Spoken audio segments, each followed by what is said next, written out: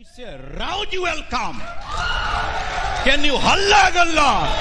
We send speaker, Mr. Priyapad Sunita Kamare. I am going to deliver few things to you जो आपके काम आने वाला है. फ्रेंड्स, इस बिजनेस में आकर जो सबसे बड़ी समस्या आदमी की होती है वो ये होती है कि शुरू होने के साथ ही वो कैसे काम शुरू करे, क्या करे. हर नया आदमी यही सबसे पहले सोचता है और उसकी इसी सोच को जिन लोगों ने भी जो उसके लाइन ऑफ स्पॉन्सरशिप में है, उनके स्पॉन्सर, उनके ग्रोइंग अपलाइन, उनको कंफर्टेबल बनाकर शुरू के 3 महीने में निकाल देते हैं, उन लोगों का बिजनेस बहुत बड़ा हो जाता है. आज आपके साथ थोड़ी सी उन सब चीजों की चर्चा करेंगे.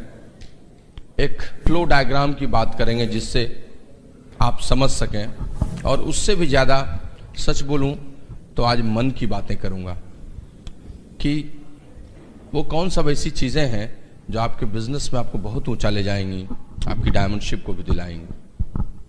लेकिन सबसे पहले शुरुआत वहां से, वो अटल जी की कविता से, वहीं से फिर से शुरुआत करूंगा कि हार नहीं मानूंगा, रार नहीं ठानूंगा, काल के कपाल पे लिखता मिटाता हूं, गीत नया गाता हूं.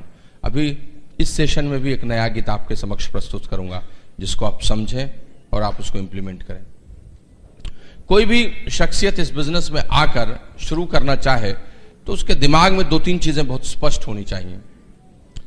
वो जब शुरू किया है उसका स्टेटस क्या है, who will support him, what is the role in responsibility of Britt World Wide. एक नया आदमी आता है तो जिसने उसको स्पॉन्सर किया उसकी क्या रिस्पॉन्सिबिलिटी है उसके लिए, ब्रिट वर्ल्ड वाइड उसको कैसे सपोर्ट करेगा, वो आगे कैसे बढ़ेगा. दिस इज कॉल्ड 4-वे रिलेशनशिप. वो समझना उसको चाहिए. फिर उस नए आदमी को बताने का है कि आज अगर तुमने शुरुआत की है तो कैसे अच्छे से शुरुआत करोगे, क्या इस बिजनेस का सिलेबस है, क्या क्या चीज तुमको समझना है, जानना, जिससे तुम बिजनेस आगे कर सकते हो. मैं हमेशा किसी भी बात को करने के पहले हमेशा बोल देता हूं कि इस बिजनेस में भी जैसे 10th का, बोर्ड का, +2 का, किसी एग्जाम का एक सिलेबस होता है, इसका भी एक सिलेबस है. जिस सिलेबस को ठीक से अगर आपने समझ लिया तो बिजनेस आपका बदल जाएगा. सिलेबस में 5 ही चैप्टर हैं और उसी 5 चैप्टर को जानना है. The first chapter is that is proper getting started. किसी आदमी की अच्छी से शुरुआत करा दो भाई. अच्छी शुरुआत की क्या परिभाषा और व्याख्या होती है, फिर आगे की बात. अच्छे से उसकी शुरुआत करा दो. दूसरा चीज, जब उसकी शुरुआत करा दो तो उसको हेल्प करो कि उसकी एक बड़ी टीम बन सके. दूसरा चैप्टर है 4 बेसिक स्टेप्स. 4 बेसिक स्टेप से वो आदमी जब अच्छी शुरुआत कर लेगा तो उसकी एक टीम बनेगी, लोग सब आएंगे, बहुत सारे लोग बिजनेस में आएंगे जो छोटे छोटे टर्नओवर करने के लायक होंगे, जिससे उसका एक बड़ा टर्नओवर बनेगा. उस 4 बेसिक स्टेप्स को ठीक से समझने का है, जिसमें लिस्ट बिल्डिंग पहला सब चैप्टर है, कॉन्टैक्ट एंड इनवाइट दूसरा सब चैप्टर है कि पहले लिस्ट बनाओ, फिर लोगों से संपर्क करो, उसको इनवाइट करो. फिर तीसरा सब चैप्टर है, उसमें शो द प्लान, प्लान दिखाओ. फिर चौथा चैप्टर है, सब चैप्टर है उसी 4 बेसिक में, फॉलो अप, उसकी ऑब्जेक्शन हैंडलिंग करो. प्लान देखने के बाद उसके मन में क्या शंका है, क्यों वो शुरू नहीं कर पा रहा है, क्या दिक्कतें उसको आ रही हैं, उन सब दिक्कतों को देखो और उसकी एक अच्छी शुरुआत करा दो. That is called 4 basic steps. वो दूसरा चैप्टर है. जब आदमी बहुत सारे लोग आ जाएंगे ग्रुप में तो उनको ऑर्गेनाइज करना होगा, उनको सस्टेन्ड बिजनेस कराना होगा. एक शब्द होता है इसको कहते हैं क्राउड और एक शब्द होता है इसको कहते हैं टीम. बहुत सारे लोग आ जाएंगे 4 बेसिक स्टेप्स करके, लेकिन वो क्राउड होंगे, उनको टीम में कन्वर्ट करो. There is difference between crowd and team.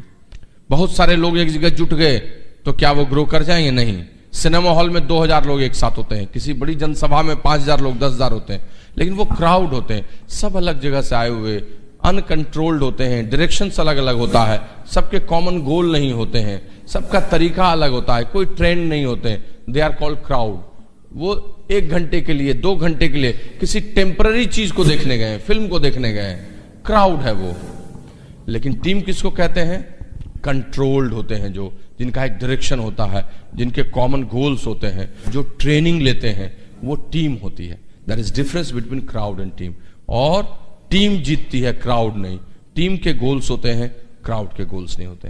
तो क्राउड से टीम बनानी है, उसके लिए क्या है तीसरा chapter 9 core steps. 9 core steps आपको मदद करेगा क्राउड से टीम में बदलने के लिए। That will give U A consistent and persistent approach in your business, fulfilling all those parameters through which a person can make himself a proper and the crowd will be converted into a team। तो वो है आपका तीसरा chapter. चौथा chapter है आपसे इस पूरे बिजनेस में कुछ गलतियां होंगी, उन गलतियों को सुधारने की जरूरत है। लेकिन उन गलतियों को आप सुधारेंगे कैसे, आपको पता कैसे? मनुष्य तो मनुष्य है, देवता है नहीं, वो बहुत सारी गलती इस बिजनेस को बिल्ड करने में करेगा। तो जब गलतियां करेगा तो गलतियों को रोक तो नहीं सकते, लेकिन कुछ गलतियों की पहचान कर सकते हैं। जो गलतियां करेगा ही करेगा, कोई नई गलती करे तो पता नहीं, जो करेगा ही करेगा और जिससे सबसे ज्यादा हार्म है उसको नहीं करना है। और उसी के लिए चौथा चैप्टर बन गया, दैट इज 3 कार्डिनल रूल्स, कि भाई ये सब नहीं कीजिए, ये सब काम मत कीजिए, इससे तुरंत में आपको लॉस होगा, बहुत सारा डैमेजेज आपके बिजनेस में होगा। सो प्रिवेंट योर बिजनेस। तो ये चौथा चैप्टर है। और 5वां चैप्टर है कि जब आप बहुत काम कीजिएगा तो कमजोर भी होइएगा, आपको पावरफुल होना चाहिए, यू मस्ट बी पावरफुल। तो उसके लिए एम्पावरमेंट प्रोग्राम है, उसके लिए 3 पावर्स आर देयर। 3 पावर्स हैं जिससे आप लगातार चार्ज होइएगा, बिजनेस कीजिएगा और आपका बिजनेस आगे बढ़ जाएगा। यही 5 चैप्टर्स हैं जिस 5 चैप्टर्स को सिलेबस में डाला गया है, और इसी को अगर आपने समझ लिया और आपने इस बिजनेस में उतार दिया तो आपका बिजनेस बदल जाएगा। Let me tell you very frankly दोस्त, मैं आपको सच बताता हूं, ये सब एक ऐसी किताब में है जिसका नाम है लॉन्चिंग योर फ्यूचर। यही है और कुछ नहीं है। इसके अलावा इस बिजनेस में चैप्टर जैसी कोई बात नहीं है, सब चीजें इसके बाद कोरोलरी है, उसी से निकाली गई व्याख्या है। अब इस चीज को हम जब काम करने के लिए उतरेंगे तो उस काम करने के लिए उतरने में एक फ्लो डायग्राम बनाकर देखेंगे। You can council with your growing upline also, कि अगर हम एक किसी आदमी की ज्वाइनिंग कराएं और वहां से उसकी शुरुआत कराएं, फॉलोइंग ऑल दो चैप्टर्स, इन सब चैप्टर को फॉलो करते हुए, तो कैसे सक्सेसफुल होते चले जाएंगे। That is a flow diagram. मैं 5 मिनट में आपके साथ उसको भी शेयर कर लेता हूं, वो भी आपको समझ में आ जाए तो बढ़िया है। उस फ्लो डायग्राम का सबसे पहला सर्कल है कि कोई भी आदमी स्पॉन्सर हुआ, उसकी ज्वाइनिंग हुई। जैसे वो स्पॉन्सर हुआ, अब उसको तुरंत मदद की जरूरत है। जब तक कोई आदमी आपके नीचे कोई ज्वाइन नहीं किया है, चिंता की कोई बात नहीं, लेकिन जैसे ही आपके नीचे किसी ने ज्वाइनिंग कर ली, बिजनेस में आ गया, चिंता की बात शुरू हो गई। असल कंसर्न तो किसी को स्पॉन्सर करने के बाद ही है, असल खेल तो उसके बाद ही शुरू होता है। तो जैसे ही कोई आदमी स्पॉन्सर होता है, सबसे पहले आप उसकी एक बढ़िया शुरुआत कराइए। उसको कहते हैं प्रॉपर गेटिंग स्टार्टेड। उसको कहते हैं प्रॉपर गेटिंग स्टार्टेड। किसी भी आदमी की अच्छी शुरुआत कराइए। अब इस अच्छी शुरुआत के बारे में बढ़िया से लिखा हुआ है, मैं डिटेल में जा नहीं सकता, लेकिन भागते हुए ही सही मैं कुछ बिंदु बता देता हूं। 5 ऐसी चीजें हैं जिनको अगर आपने डाला तो उसकी अच्छी शुरुआत हो जाएगी। There are 5 bullet points. फटाफट पहला बुलेट पॉइंट है कि within 2 days, within 48 hours, 48 घंटे के अंदर में, विद इन 48 आवर्स आप उसके घर में जाके उसके बिजनेस की शुरुआत कराइए, जिसको किट ओपनिंग कहा जाता है, वो करा दीजिए। क्या मतलब हुआ? आप पति पत्नी कल शाम, परसों शाम अगर आज स्पॉन्सर किए हैं तो उसके यहाँ जाइए, जाकर बैठकर गपशप कीजिए, समय ले लीजिए और बैठ के कहिए, भाई इतने अच्छे बिजनेस, बड़े बिजनेस की शुरुआत हुई है, कुछ तो चाय पानी कराइएगा, मिठाई खिलाइएगा, एक मोहन भोग खिलाइएगा।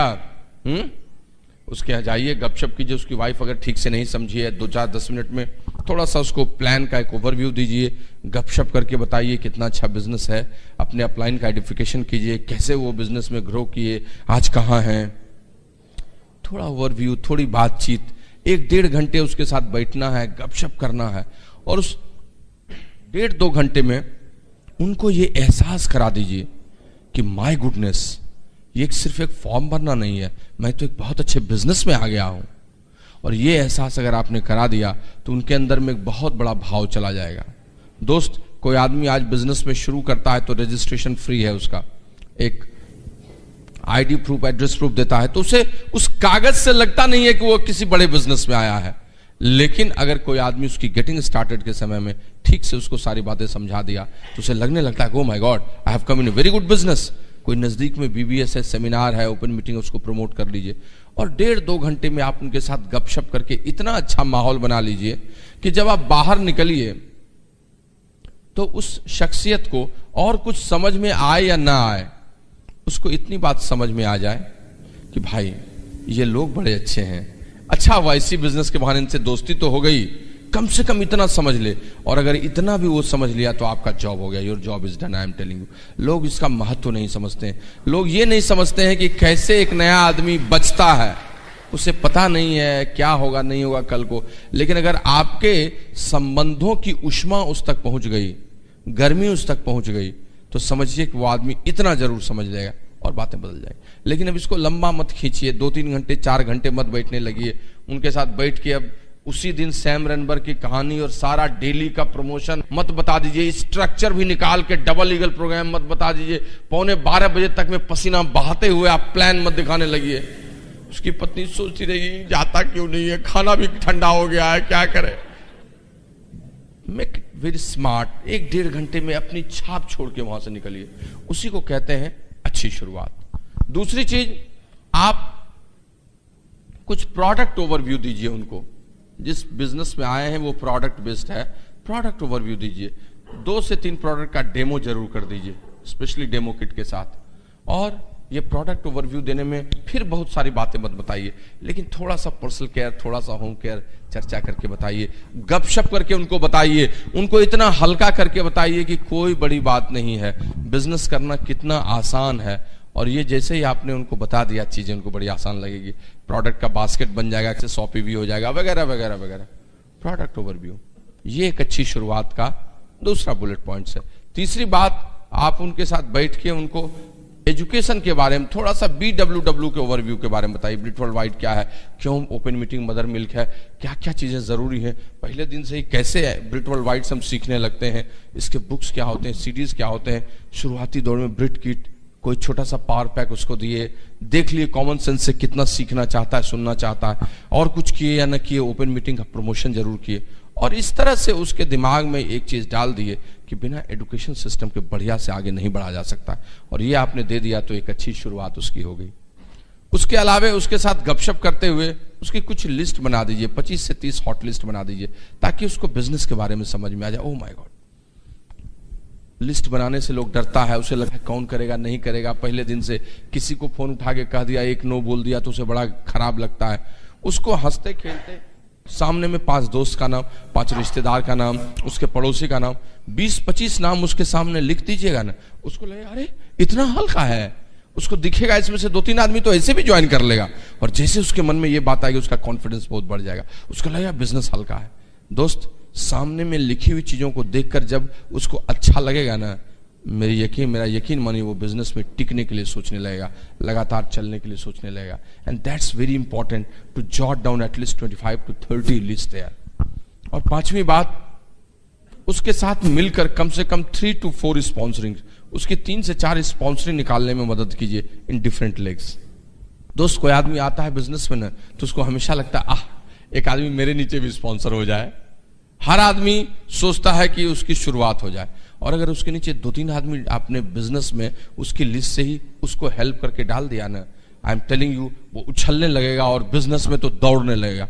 लेकिन अगर आप छोड़ देंगे, तुम जाओ 2-4 फॉर्म भरा लो, किसी को फोन करो, बेचारा किसी को कुछ बोलेगा, नो बोल देगा, उसे लगेगा कहाँ आ गए, किस तरह से फंस गए, और वो अकेला महसूस करेगा और पता चला 2-4 दिन में ही सुस्त हो जाएगा। But if you will help him to sponsor few people with him, I am telling you, he will stay in this business. My goodness, I have also my own business. Now this is going on. ये बढ़ रहा है। ये समझदारी की बात है। यही 5 बिंदु जैसे ही आपने किसी के साथ किया, यकीन मानिए उसका बिजनेस चल निकलता है और चीजें बदलने लगती हैं, और उसकी एक अच्छी और सच्ची शुरुआत हो जाती है। And well begun is half done. किसी ने अच्छे से शुरुआत कर दी तो उसकी अच्छी शुरुआत हो गई। जैसे ही कोई आदमी ठीक से शुरुआत कर दिया, आगे बढ़ने लगा, उसके बाद उस आदमी को अगले फ्लो डायग्राम में घुसाने की कोशिश कीजिए, and that is called core. उसे कोर बनाइए, CORE, कोर। कोर किसको कहते हैं, कोर कैसे समझे, देसी भाषा में समझिए। 1 किलो दूध अगर आपने लिया और उसमें मशीन से मथानी से चला दिया तो 200 ग्राम घी निकल जाता है, 800 ग्राम मट्ठा। वो 200 ग्राम घी क्या है? वही कोर है। That is core. 1 किलो दूध से 200 ग्राम जो घी निकला, घी उसका नोमेनक्लेचर कर दिए, लेकिन है वो क्या? कोर है। वही दूध का कोर वही है। इन द सेम वे आप लोगों को बिजनेस में लाते हैं, आप लोगों को स्पॉन्सर करते हैं, उसको शुरुआत कराते हैं, लेकिन उन बहुत सारे लोगों में से कुछ लोग आपके निकल के आएंगे जिसको आपको निकालेंगे, और वो कौन होंगे? आपके कोर। वही आपके रियल बिजनेस बिल्डर होंगे, वही आगे बहुत बड़ा बिजनेस करेंगे, वही आपके प्लैटिनम्स जाएंगे, एमरल्ड्स जाएंगे, डायमंड्स जाएंगे। तो कोर को, डार्क सर्किल को निकालने की शुरुआत हो जानी चाहिए। कोर कैसे समझेंगे? कोई हुआ किसको कहते हैं कोर? अब this is in another chapter, but in short term I am saying again few bullet points, जिससे आप समझ लीजिएगा कि वो कोर है, या इन चीजों को करे तो वो कोर बन सकता है। कोर की परिभाषा में पहली चीज है कि उसको जरूर प्लान खुद से दिखाना आना चाहिए। He must be STP shore. उसको प्लान खुद से दिखाना चाहिए। ये नहीं कि उसका अपलाइन उसके लिए जिंदगी भर प्लान दिखा रहा है, वो कभी कोर नहीं बन जाएगा। बहुत लोग 10 दिन में प्लान दिखाना सीखते हैं, 20 दिन में सीखते हैं, 1 महीने में, लेकिन 1 महीने से ज्यादा ले रहे हैं तो दिक्कत है। जो प्लान दिखा रहा है वो कोर है। दूसरी चीज 100 पीवी पर मंथ। जो लोग 100 पीवी पर मंथ कर रहे हैं, इसका मतलब वो कोर हो गए हैं। 100 पीवी करना बहुत बड़ी चीज नहीं है, इट्स वेरी सिंपल थिंग, लेकिन अगर वो भी नहीं कर रहे हैं तो वो मुख्य धारा में नहीं आए हैं। और दोस्त 100 पीवी करना कोई बहुत बड़ी अचरज की बात, इट्स सो सिंपल थिंग। दोस्त how to do 300 PV, 100 PV, 500 PV, इसके लिए product training, general knowledge, brochures, आपके अपलाइन समझना, डेमो, इन सब चीजों को लोग लेते हैं, उसको देखते हैं। लेकिन यकीन मानिए 100 पीवी करने के लिए इन सब चीजों को न भी करें तो भी हो जाए, अगर कोई आदमी कोर होता है तो, पैशनेट होता है इस बिजनेस के लिए। दोस्त, जो आदमी 100% प्रोडक्ट यूज करेगा घर में, जो प्रोडक्ट को रिप्लेस कर देगा, कितना भी कुछ हो, 40-50 पीवी तो उसके घर में महीने का खर्च हो जाएगा। उसके लिए क्या ज्ञान की आवश्यकता है? व्हाट आई मीन टू से, कोई आदमी ठीक से प्रोडक्ट यूज करता है, 40-50 पीवी तो इससे हो जाता है। और उसकी कोई एक मौसी है जो रहती है कहीं पर, एक फुआ रहती है, 25-30 पीवी वहां, 25 पीवी वहां, 50 पीवी वहां हो गया, 100 पीवी तो ऐसे है। यू प्लस मौसी प्लस फुआ इज इक्वल टू 100 पीवी। उसके लिए कितने ज्ञान की जरूरत है? उसके लिए कोर होने की जरूरत है। उसके लिए कोर होने की जरूरत है। और आप अगर कोर हैं तो चीजें ऐसे ही बदल जाती हैं। Try to understand. ये सब छोटी बातें हैं लेकिन बहुत मायने रखती हैं। कोर बनने का मतलब है if is doing 100 PV per month, वो बिजनेस के लिए पैशनेट है, वो आगे बढ़ना चाह रहा है। तीसरी चीज, वो फंक्शन मीटिंग्स में आता है। तो फंक्शंस मीटिंग्स में, ओपन मीटिंग बीबीएस में जो आ रहा है वो कोर है। चौथा बुलेट पॉइंट्स जिसको हम कहेंगे स्टैंडिंग ऑर्डर प्रोग्राम पर, जो स्टैंडिंग ऑर्डर पर है, हर महीने 2 सीडी जो सब्सक्रिप्शन कर रहा है, वही कोर है, वही आगे बढ़ना चाहता है, वो सुनना चाहता है, वो एक सोच, एक दृष्टि, एक फोरम, एक प्लेट्यू पर है। पूरा भारतवर्ष जिस तरह से स्टैंडिंग ऑर्डर में एक प्लेट्यू पर है, उसी तरह से वो भी उसी प्लेट्यू पर आ गया, और इसलिए वो कोर है, वो आगे बढ़ेगा। That is 4th bullet points. And 5th is that is communication with upline. Upline के साथ जो बात रोज कर रहा है, रोज अपने आप को करेक्ट कर रहा है, जो कम्युनिकेट कर रहा है, उनके साथ काउंसिल कर रहा है, वही आदमी कोर है। सो कोर की परिभाषा यही है कि जो एसटीपी शो करता है, 100 पीवी पर मंथ करता है, जो फंक्शंस में आ रहा है, जो स्टैंडिंग ऑर्डर पर है, और जो अपलाइन से बातचीत करता है रोज, वो कोर है। और कोर बनते ही उसका बिजनेस दौड़ने लगता है, बदल जाता है, चीजें बदल जाती हैं, सारी चीजें अलग हो जाती हैं। जैसे ही कोर आप गए, उसके बाद आगे एडवांस्ड प्रोग्राम, और उस प्रोग्राम में अब आपकी तैयारी हो रही है आगे जाने की, that is called eagle program, जो हमारे ब्रिटोल वाइड ने चलाया है कि भाई ईगल बनो। कोर बन गए हो, अब ईगल बनो। ईगल क्या है? पंछी, बाज, चौड़ा, बहुत चौड़ा पंख, बहुत ऊंची उड़ान, बहुत मजबूत। किसी का भी बिजनेस अगर ईगल जैसा हो जाए तो बड़ा ही प्रॉफिटेबल हो जाता है, मजबूत होता है, उसका स्ट्रक्चर अच्छा होता है, जल्दी से वो पिंस ब्रेक करता है। So eagle program is very important. और जैसे ही कोई आदमी ईगल जाता है, आई एम टेलिंग यू, उसकी प्लेटिनम क्वालिफिकेशन यहीं से शुरू हो जाती है। इसके बाद से वो फटाफट नीचे ब्रेक करता है और प्लेटिनम शिप कर डालता है।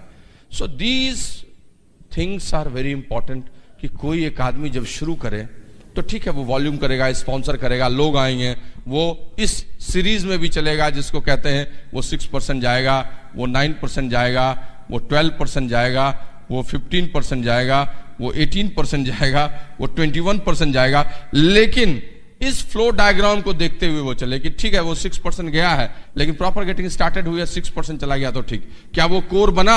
9% के पहले ही कोर बन जाना चाहिए। क्या वो ईगल बना? अगर वो 12% गया, 15% तक वो ईगल चला जाए, और जैसे वो ईगल जाएगा नीचे 21% का फ्लो यहां से भी और यहां से भी अपने आप हो जाएगा। सो यही समझने की जरूरत है इस बिजनेस में कि कोई आदमी आज शुरू करता है तो उसका एक फ्लो डायग्राम क्या होता है, कैसे वो शुरू करता है। हमेशा किसी को स्पॉन्सर कीजिए, उसकी प्रॉपर गेटिंग स्टार्टेड कराइए, इस बीच में वो 6% चला जाए बहुत बढ़िया, 500 पीवी हो जाए बहुत बढ़िया। कोर बनाइए, उसके बाद वो जरूर 100 पीवी पर मंथ कर रहा हो, वो स्टैंडिंग ऑर्डर पर हो, वो खुद से प्लान दिखाता हो, वो मीटिंग्स में आता हो। कोर बनते बनते वो 9% चला जाए बहुत अच्छा, 1000 पीवी के पहले ही कोर बन जाए, 6% लेकिन 9% तक कोर बन जाए, और उसके बाद वो आगे बढ़कर 12% 15% जाए, लेकिन ईगल जरूर बने। सिल्वर ब्रेक करते करते भी अगर ईगल नहीं है तो आने वाले दिनों में दिक्कतें उसको आने वाली हैं। इसीलिए इस फ्लो डायग्राम में joining, getting started, core, eagle and platinum qualification, ये आपके लिए बहुत काम का है। लेकिन दोस्त, ये सब तो ऊपर से काम होता है। सच में जब आदमी बिजनेस में आता है और आगे बढ़ता है तो उसको बढ़ाने के लिए अंदर की चीजें बहुत जरूरी होती हैं, क्योंकि सफलता हमेशा मन की बात है, इनसाइड जॉब है, अंदर का काम है। और जो लोग इस काम में लगते हैं लेकिन अंदर के काम को ठीक नहीं करते हैं, चीजें खराब हो जाती हैं। लोग आगे बढ़ते हैं, 15% भी जाते हैं, कभी स्टकअप हो जाते हैं, 12% जाकर कभी स्टकअप हो जाते हैं। कुछ लोग तो बड़े पिन पर भी स्टकअप होते हैं, और तब वो परिस्थिति को कोसने लगते हैं, अपलाइन को कोसने लगते हैं, बहुत सारी बातें कहने लगते हैं, और उनको लगता है कि बिजनेस तो मैंने किया लेकिन आगे चल क्यों नहीं रहा है, चीजें बदल क्यों नहीं रही हैं, हो क्यों नहीं रहा है जैसा मैं सोच रहा था। लेकिन सच दोस्त, ये बात होती है कि हम लोग यह नहीं समझ पाते हैं कि हम जितना बड़ा विशाल बिजनेस बाहर से करना चाह रहे हैं, क्या हम अंदर से खुद से अपने आप को तैयार किए हैं। और एक स्तर के बाद नए लोग शुरुआती दौर में परिस्थिति को, बिजनेस अपॉर्चुनिटी के तरीके को, अपने चैलेंजेस को कोसने लगते हैं, जो नया आदमी आया है बिजनेस में, और पुराने लोग कोसने लगते हैं कि मेरे लेग में मोमेंटम नहीं रहा, उस लेग में मोमेंटम होता तो होता, अब क्या करें, नया कैसे बनाए। मेरे ग्रुप में लोग हैं लेकिन शार्प कपल्स नहीं है, वो आते तो मजा आता, मेरा लेग मूव नहीं कर रहा, मेरा डाउनलाइन काम नहीं कर रहा, और सब कुछ दूसरों पर डालने लगते हैं। दोस्त, मैं आपको बताता हूं, इस बिजनेस में जब भी ऐसी परिस्थिति आए, जब भी ऐसा आपको लगे, जब भी चीजें इस रूप में आए, हमेशा एक चीज को याद रखिएगा, success always originates from you. सफलता हमेशा हर स्तर पर आपसे ही ओरिजिनेट करती है, कहीं और से नहीं ओरिजिनेट करती है। मत देखिए इधर उधर, वहीं आइए जहां आप हैं, उसी को करेक्ट करना है, because success is inside job, आपके अंदर का ही काम है, आपको ही ठीक करने की बात है, और कहीं कुछ करने से कुछ भी नहीं होगा। सच ये बात है, सच ये बात है दोस्त। आपने देखा है गंगा को, गंगा निकलती है और हुगली तक चली जाती है। गंगा निकलती कहां से है? गंगोत्री से। अगर हुगली में मोमेंटम नहीं रहा, कहीं और मोमेंटम नहीं रहा, गंगा का पानी सूखने लगा, तो गंगोत्री में समस्या है। जिस दिन गंगोत्री बंद हो जाएगी, गंगा का पानी सूखने लगेगा। जब तक गंगोत्री खुली रहेगी, चाहे कहीं कोई छाड़ा ना है, फाड़ा ना है, कुछ होने वाला है, चीजें बदलती रहेंगी, क्योंकि उद्गम बिंदु वही है जहां से वो शुरुआत होती है, उसमें खराश आती है, वहीं से सब गड़बड़ होता है। दोस्त, यमुना यमुनोत्री से निकलती है, यमुनोत्री उद्गम बिंदु है, वहीं से वो ओरिजिनेट करती है। कोई ज्वालामुखी कहां से ओरिजिनेट करता है? क्रेटर से। क्रेटर जब तक है, विस्फोट होता रहेगा। क्रेटर जिस दिन बंद होगा, उसी दिन विस्फोट बंद होगा। हम बाहर उसके गिरे हुए लावा को देखने लगते हैं, लावा से कुछ नहीं होने वाला है। क्रेटर में खराबी है, उसे ठीक करना होगा, हम कोसते हैं उसको। एक शख्सियत ने बहुत पहले कहा था कि मनुष्य की श्रेष्ठता उसके हाथों में है। प्रकृति और परिस्थिति तो मात्र उसके लिए एक संभावना बनाती है, एक पोटेंशियल को देती है जिससे वो आगे निकल सके। लेकिन कहानी हमेशा घूमकर उसी पर आती है, उस शख्सियत पर जिस शख्सियत को ये बिजनेस करना, वही अपने अंदर की चीजों को ठीक नहीं कर पाता है। एक लेवल के बाद वही वहां पर गड़बड़ाता है, इसीलिए उसके लेग में मोमेंटम नहीं होता है, इसीलिए वहां पर समस्या आती है। सब कुछ वहीं पर आती है जहां पर उसको दिक्कत होती है। एक आदमी ने कहा था ना कि हम फलाना ठिकाना सबको बात करने लगते हैं कि इसमें गड़बड़ी, उसमें गड़बड़ी, उसमें गड़बड़ी। एक बार एक इंसान एक रास्ते में जा रहा था तो उसने कोयल को देखा, तो उसने कहा, ए कोयल, तुम कितना बढ़िया गाती हो, काश तुम काली न होती तो कितना अच्छा होता। बस काली जो हो गई वो दिक्कत। फिर वो थोड़ी देर आगे बढ़ा तो उसे समंदर मिला, तो उसने कहा, ए समंदर, ए सागर, तुम कितने बड़े हो, कितने विशाल, कितने गहरे हो, लेकिन काश तुम्हारा पानी खारा न होता तो कितना बढ़िया रहता। कुछ और दूर आगे बढ़ा तो उसे एक बगीचा मिला, बाग मिला, तो उसने गुलाब के फूल को देखा, तो उसने कहा, ए गुलाब, तुम कितने हसीन हो, कितने सुंदर हो, कितना अच्छा महकते हो, काश तुम्हारे साथ कांटे न होते तो कितना अच्छा होता। जब वो आदमी थोड़ा आगे बढ़ने लगा तो तीनों कोयल, समंदर और गुलाब के फूल मुड़कर उस आदमी को एक साथ बोले कि ए इंसान, तुम कितने अच्छे होते अगर तुम लोगों में कमियां न ढूंढते।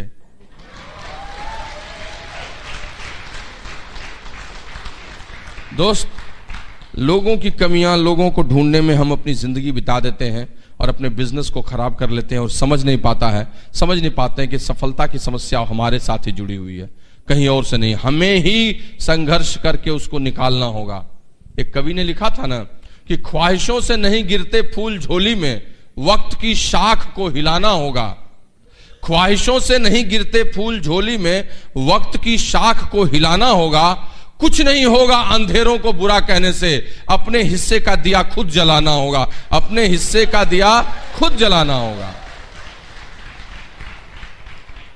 You are the person who has built this business. The person who has gone 15%, it was because of this that you have sponsored him. आपने ही स्पॉन्सर किया था। आज वो ठीक से नहीं काम कर रहा है तो क्या दिक्कत है, फिर एक और को स्पॉन्सर कर दीजिए। अगले 3 महीने का कार्यक्रम बना दीजिए, 6% जाएगा, छोटा छोटा काम करके उसके नीचे 6% निकाल दीजिए, उसकी गेटिंग स्टार्टेड कर दीजिए, ऊपर वाले कोर बनाइए, 4 से 5 महीने में 12% की लेग हो जाएगी। चिंता किस बात की है? आप क्यों उस 15% की लेग को लेके रो रहे हैं, जिसको लेके आप एमरल्ड जाते और आज वो काम ही नहीं कर रही है? आपने ही सब कुछ किया था, आप ही फिर सब कर लेंगे, चिंता क्या है? 2 मित्र एक साथ जा रहे थे, बहुत अच्छे दोस्त थे। अचानक एक दिन दूसरा मित्र दौड़ता हुआ पहले के घर पर आया। वो कहा, दोस्त जानते हो मेरे घर में आग लग गई, सब कुछ जल गया, केवल मैं बच के आया। तो पहले दोस्त ने कहा, तुम अगर बच ही गए तो जला क्या, बाकी तो फिर बना दोगे, बाकी तो फिर बना दोगे। तुम बच गए ना, जला क्या, जला तो कुछ नहीं। समझ की बात यही है दोस्त कि आपकी श्रेष्ठता आपके हाथों में है।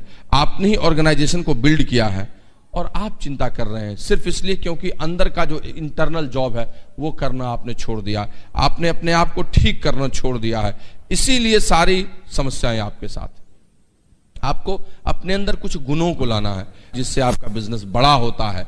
आप एक्शंस कुछ कर रहे हैं, ग्रुप के एक्शंस पर बेस्ड है, आप अपना एक्शन कीजिए, आप अपना पर्सनल एक्शन बढ़ा दीजिए और उसके साथ इंटरनली ग्रो कीजिए। देखिए कि आप में कुछ आदतें जो पहले थी क्या वो खराब हो गई हैं या वो नहीं है। देखिए कि आपके अंदर में बहुत सारी ऐसी बातें हैं जिनके चलते आपका बिजनेस बड़ा होता है, क्या वो ठीक है? उन चीजों जिनके चलते आपका बिजनेस बड़ा हो सकता है, जिसके चलते खराश आती है, जहां रुक जाता है बिजनेस, जो बिजनेस में आपकी सक्सेस का इनसाइड जॉब है, उसमें से एक चीज है फेथ, विश्वास। और वो बहुत महत्वपूर्ण है। बहुत बार अपने विश्वास को ही लोग खो देते हैं। शुरुआती दौर में नए लोगों को तो विश्वास ही नहीं होता है, इसलिए समस्या आती है उनके पास। पता नहीं 2 आदमी स्पॉन्सर नहीं हुआ, चलेगा कि नहीं चलेगा। इन्फॉर्मेशन भी बिजनेस का बहुत नहीं रहता है, बहुत सारी मीटिंग्स देखे नहीं रहते हैं, CD भी नहीं सुन पाए रहते हैं। 2-4-10 दिन में उनका कलेजा कबूतर का कलेजा बन जाता है, डरने लगते हैं और बिजनेस से निकलने को आतुर रहते हैं। कारण क्या होता है? विश्वास। दोस्त, इस बिजनेस में प्रारंभिक दौर से लेकर डायमंडशिप तक जाने के लिए हर लेवल पर विश्वास चाहिए और विश्वास के कई रूप होते हैं। अलग अलग लेवल पर अलग अलग किस्म का फित होता है। वो फित में एडहेयर करना, उस विश्वास को आपके साथ रहना चाहिए। अगर वो नहीं रहा तो गड़बड़ हो जाएगा।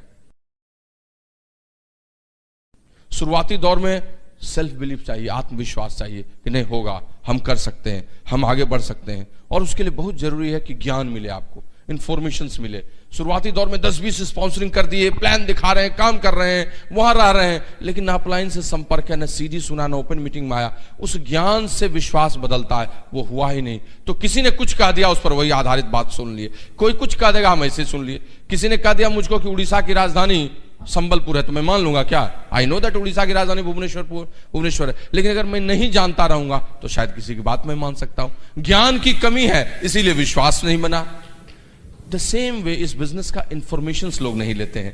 प्रोडक्ट्स की ट्रेनिंग, ओपन मीटिंग में आना, कैसे लिस्ट बनती है, खुद से प्लान दिखा देना, प्लान दिखाने का क्या रूप होता है, ये शुरुआती दौर में विश्वास को बनाता है। और इस चीज के कारण बहुत सारे लोग आउट हो जाते हैं। कुछ लोग तो 4 बेसिक्स स्पॉन्सरिंग प्रोडक्ट यूज तक भी करते हैं, कुछ ऑर्गेनाइजेशंस भी बन जाती है, लेकिन उसके बाद भी गड़बड़ हो जाता है, क्योंकि उसके बाद के लेवल का जो विश्वास है वो विश्वास उनके साथ नहीं रहता। तो this faith is very important, जो आपको बनाना होगा। कुछ लोग शुरुआती दौर में विश्वास करते हैं। देखते हैं, आपने सुनी है वो कहानी ने कि एक गांव में साधु था। उस साधु ने कहा कि 10वें दिन इस गांव में बारिश जरूर होगी, चिंता मत करो।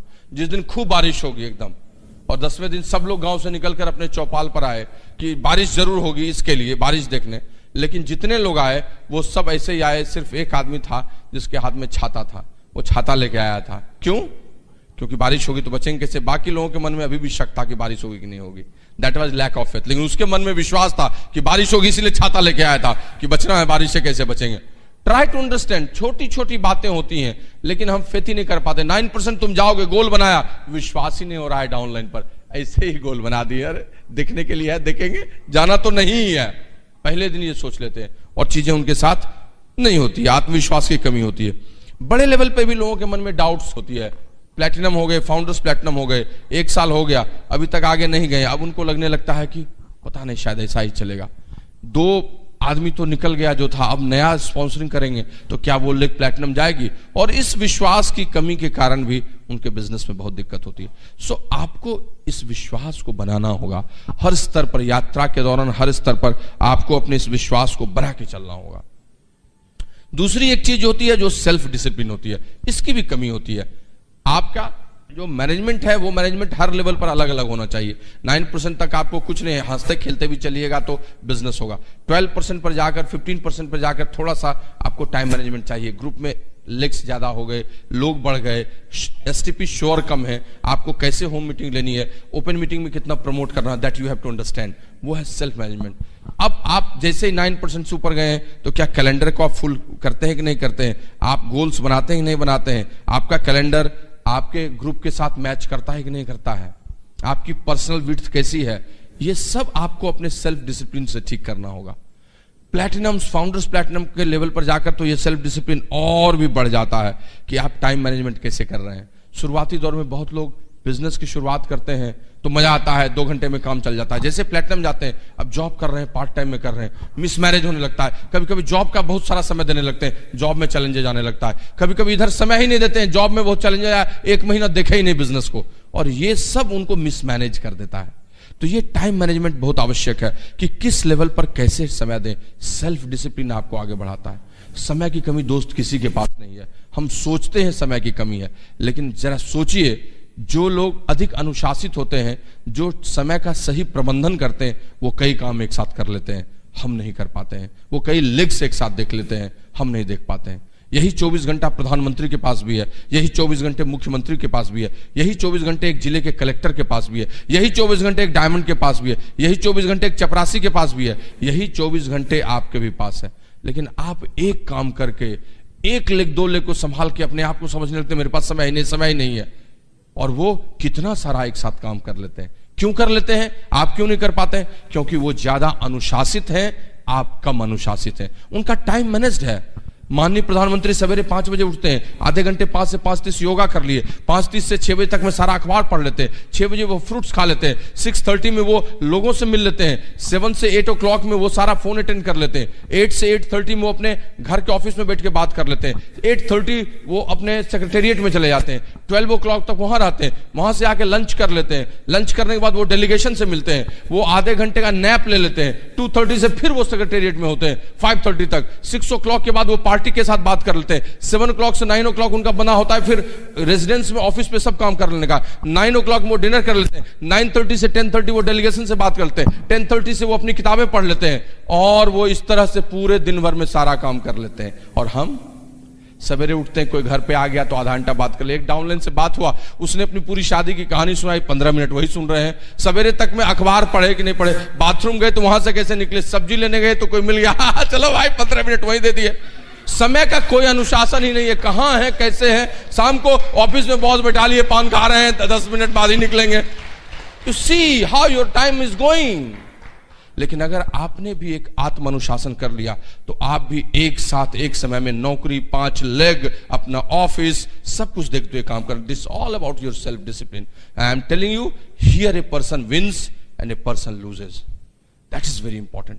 तो ये इंपॉर्टेंट हो जाता है 6% से प्लैटिनम फाउंडर्स, प्लैटिनम एमरल्ड, सब लेवल पे, कि आप कैसे अपने समय का प्रबंधन करते हैं। दोस्त, एक दिन में 24 घंटे होते हैं, 7 दिन में 168 घंटे, एक सप्ताह में आपके पास 168 आवर्स होते हैं। आप 8 घंटे भी काम 5 दिन करते हैं तो 40 घंटे काम करते हैं, फिर भी 128 घंटे आपके पास है। 6 घंटे 7 दिन सोते हैं, 40 घंटे सोते हैं, फिर भी 70 घंटे 75 घंटे आपके पास है।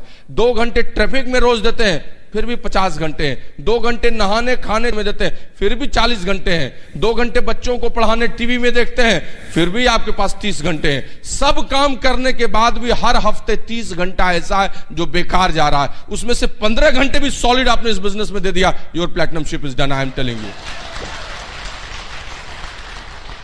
सो सेल्फ डिसिप्लिन बहुत जरूरी है।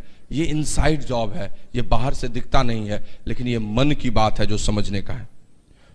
नजरिया, एटीट्यूड, बहुत बार नजरिया आपके काम को बिगाड़ देता है। सब कुछ ठीक रहता है लेकिन आपका एटीट्यूड ही ठीक नहीं होता है। आप ठीक से देख ही नहीं पाते हैं चीजों को, किस नजरिए से देख रहे हैं।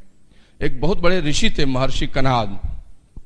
उन्होंने कहा था कि जीवन का आनंद जीने वालों के नजरिया में है, दृष्टि में है। वही आदमी अपने जीवन को दुखी कर लेता है पूरी जिंदगी, और वही आदमी सुखी कर लेता है अगर उसका नजरिया बदल जाता है तो उसको आनंद उसी में आने लगता है। लोग अपनी पूरी जिंदगी दुखों में बिता देते हैं, हर रोज कहते हुए कि ये मेरे पास नहीं है, ये मेरे पास नहीं है, ये मेरे पास नहीं है, ये मेरे पास नहीं है। और कुछ लोग अपनी पूरी जिंदगी को सुख में बिताते हैं, कहते हुए इतना तो मेरे पास है, इतना तो मेरे पास है, इतना तो मेरे पास है। That's all about our attitude. और यही नजरिया आदमी को बहुत आगे लेकर चला जाता है। एक शख्सियत पैदल जा रहा था, एक मंदिर बन रहा था। आपका तो मंदिरों का शहर है। I have travelled through Jagannathpuri मंदिर, उसके बगल में देवताओं को देखा।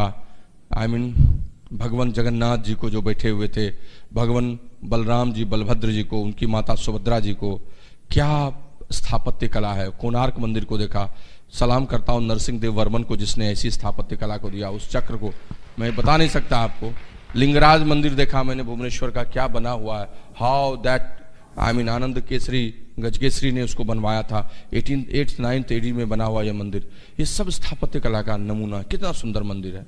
ऐसे ही एक मंदिर बन रहा था और एक शख्सियत उधर से जा रहा था। उस मंदिर को बनाने में 3 आदमी लगे हुए थे, मजदूर सब पत्थर वत्थर तोड़ रहे थे।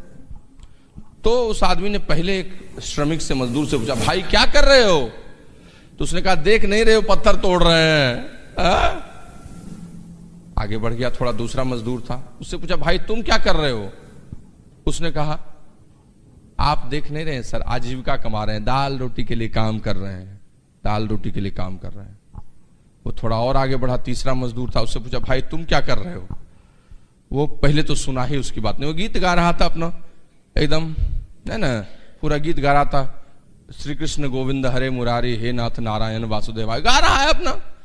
2-3 मिनट उसको जब जोर से बोला, भाई मैं पूछ रहा हूं क्या कर रहे हो, मगन था वो, तब घुमा उसके तरफ और कहा, देख नहीं रहे भाई साहब, मंदिर बना रहे हैं, मंदिर, कितने पुनीत कार्य में लगे हुए हैं। तीनों एक ही काम कर रहे थे, पत्थर तोड़ रहे थे, लेकिन एक ने कहा पत्थर तोड़ रहे हैं, एक ने कहा दाल रोटी के लिए काम कर रहे हैं, और एक ने कहा मंदिर बना रहे हैं। एक अपलाइन के 3 डाउनलाइन थे, तीनों के नीचे में एक एक ज्वाइनिंग हुई। तो उस अपलाइन ने पहले डाउनलाइन से पूछा, भाई शाम को निकला वो उस अपने नई ज्वाइनिंग के घर, तो अपलाइन ने पूछा डाउनलाइन से, भाई कहां जा रहे हो? तो पहले ने कहा कि बॉस नया ज्वाइन किया, उसको जा रहे हैं, प्रोडक्ट देंगे, प्रोडक्ट को यूज करेगा, 100 PV कराएंगे। ठीक है भाई। दूसरे डाउनलाइन से फिर अपलाइन ने पूछा, भाई तुम कहां जा रहे हो? कहा बॉस एक नया आदमी ज्वाइन किया है, 6% उसको ले जाएंगे, इस महीने उसको 300 PV ले जाएंगे, उसकी गेटिंग स्टार्टेड कराएंगे। फिर उस अपलाइन ने तीसरे डाउनलाइन से पूछा, भाई तुम कहां जा रहे हो? कहा बॉस क्या बोले आपको, मजा आ गया, एक शार्प कपल ग्रुप में आया, उसको प्लैटिनम क्वालिफिकेशन कराना है 1 साल में, उसके साथ रिलेशनशिप बनाने जा रहा हूं, and that I will do. देखिए तीनों के नजरिए में क्या अंतर है। कोई एक प्रोडक्ट देने जा रहा है, कोई एक उसको गेटिंग स्टार्टेड कराने जा रहा है, और कोई उसके साथ रिलेशनशिप बनाने जा रहा है। यही आदमी अपने बिजनेस में अंदर कर, सर उसका बिजनेस बहुत चलता है, मेरा बिजनेस नहीं चलता है, वो रिलेशन बनाता है, तुम प्रोडक्ट देते हो, क्या चलेगा? देखो तुम प्रोडक्ट डिलीवर करते हो, वो रिलेशनशिप बनाने जाता है, प्रोडक्ट तो उसका पार्ट है, तो कैसे नहीं आगे बढ़ेगा? नजरिया सबसे बड़ी बात है कि आप किसी को ज्वाइनिंग कराते हैं, कैसे उसके साथ काम करते हैं, लॉन्ग टर्म में सोचते हैं कि नहीं सोचते हैं। आपने जिसको स्पॉन्सर किया उसका डिटेल प्रोजेक्ट रिपोर्ट बनाते हैं, उसके साथ बैठकर लंबी दूरी तक तय करने के लिए पहले से सोचते हैं कि नहीं सोचते हैं, या शॉर्ट टाइम मेंटेलिटी है? क्या करके आप चलते हैं, वही आपको इस बिजनेस में आगे ले जाता है, वही आपको सब कुछ कराता है, और वही इस बिजनेस में आपको बड़ा विजन दिलाता है। That is all about how you will grow in this business.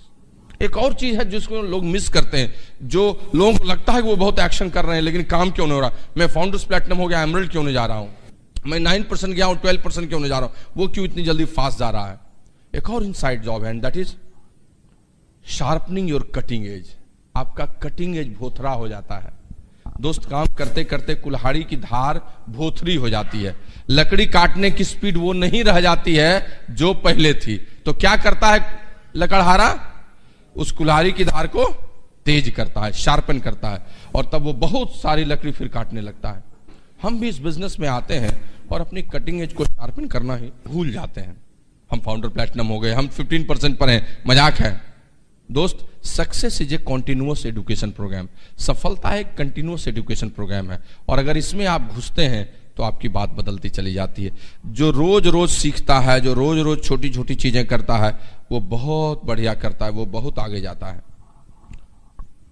एक बहुत बड़े संगीतकार जो वायलिन वादक थे, उसने कहा था कि दोस्त मैं सच बताऊं, वायलिन का खेल कैसा है, अगर मैं एक दिन नहीं बजाता हूं तो मुझे पता चल जाता है कि मैं कैसा बजाऊंगा। एक दिन मैं अभ्यास नहीं करता हूं, प्रैक्टिस नहीं करता हूं, तो I feel difference in my violin playing. Violin कल मैं कैसा प्ले किया और आज कैसा प्ले किया, ये डिफरेंस मुझे पता चल जाता है।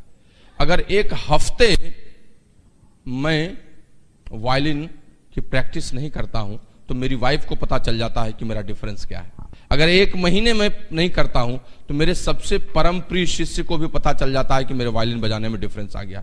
और अगर 1 साल में नहीं करता हूं तो मेरे श्रोताओं को भी पता चल जाएगा कि मेरे वायलिन बजाने में क्या डिफरेंस है, उसकी गुणात्मकता कितनी नीचे चली गई है। लेकिन हम ये नहीं समझ पाते हैं। बीबीएस है, काहे के लिए बीबीएस जाएंगे? 25 बीबीएस तो देख चुके हैं, डाउनलाइन को भेज देते हैं ना, हम क्या जाएंगे? हमको सुनने की जरूरत है क्या? अरे भाई हम तो बहुत सुने, अब तो हम सुनाते हैं लोगों को। श्रोता बनने की कल्पना ही खत्म हो जाती है, वक्ता ही बने रहना चाहता है। तो ये अंतर हो जाता है। 6%, 9%, 12% पर फंडामेंटल नॉलेज लोगों को मिल रहा है कि नहीं मिल रहा है, उनको प्रैक्टिस हो रही है कि नहीं हो रही है। 15% सिल्वर के लेवल पर प्रॉपर एसोसिएशन हो रहा है कि नहीं हो रहा है, नाइट आउट्स हो रहा है कि नहीं हो रहा है, प्रॉपर ऑब्जेक्शन हैंडलिंग एक 15% का आदमी ठीक से जानता है कि नहीं जानता है कि कैसे लोगों को दे। उसके ऊपर के लोग फाउंडर्स प्लैटिनम एमरल्ड क्या अपने ग्रुप में एम्पावरिंग कर रहे हैं कि नहीं, लोगों को स्किल सिखाते हैं कि नहीं सिखाते हैं, कि लोग कैसे नीचे के ग्रुप को ट्रेनिंग दें, अच्छे से बताएं, स्मॉल ग्रुप मीटिंग्स करते हैं। These are the continuous education program which will change your business. आपको ऊपर से दिखेगा नहीं, लेकिन अंदर से बिजनेस कमजोर होता चलेगा और चीजें बदलती चली जाएंगी। ये कुछ महीनों के बाद एहसास होगा। दैट्स आई मीन टू से। लेकिन फ्रेंड्स, इसके अलावा एक और काम है जिस काम के चलते बिजनेस में कमजोरी आती है, और वो है आपकी जो हम सफर हैं उनका ठीक से योगदान नहीं होना। वो भी एक बहुत बड़ा इनसाइड जॉब है, और वो लेडीज रोल, उनके बारे में बताना, उनको ठीक से ले चलना। घर में अगर हाउसवाइफ भी है तो हाउसवाइफ रहते चीजों को ठीक से देखना, this is very important. And for that give a good applause for Sunita, will come and will say all this things.